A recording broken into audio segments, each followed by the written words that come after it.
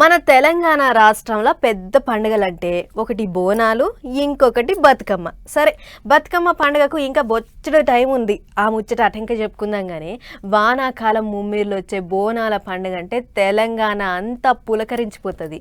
తల్లికి బోనం ఎత్తి కాపాడమని పబ్బతి పడుతుంది. అగో అంతటి పేరుగల్ల బోనాల పండుగను ఎప్పుడు చేద్దాము, ఏం కథ అని మాట ముచ్చట పెట్టిందట సర్కారు. పాండ్రి, ఈసారి పండుగ ఎప్పుడు వచ్చిందో అట్లా పోయి అరుచుకుందాం.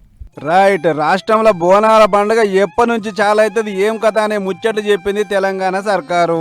జూలై 16 తారీఖు నాడు గోల్కొండ జగదాంబిక అమ్మవారికి తొలి బోనం ఎక్కిస్తే అటెనక సికింద్రాబాద్, ఉజ్జయిని, మాంకాలమ్మ ఘటోత్సవం జూలై 19 తారీఖు నాడు చాలా అవుతుంది. ఇది ఒడిచినాక 2వ తారీఖు నాడు బోనాలు, తెల్లారి 3 తారీఖు నాడు రంగం. ఇక చూడు రే, ఆ రెండొద్దులు పట్నం అంతా ధూమ్ధామే. మైలక్కలు బోనాలు ఎత్తొస్తుంటే శివసత్తుల శిగాలు, యాపరిల్లలు, తొట్టేళ్ల ఊరేగింపులు, మైకుల ఎల్లమ్మ పాటలు, కోళ్లు యాటపోతుల మొక్కులు. ఒక్క ముక్కలు చెప్పాలంటే పట్నంలే కాదు, యావత్ తెలంగాణలో బోనాల పండుగ చాలా అయినట్లు. ఇక రంగం నాడైతే పచ్చికొండ మీద నిలబడి స్వర్ణాల దక్క భవిష్యవాణి వినిపిస్తుంది.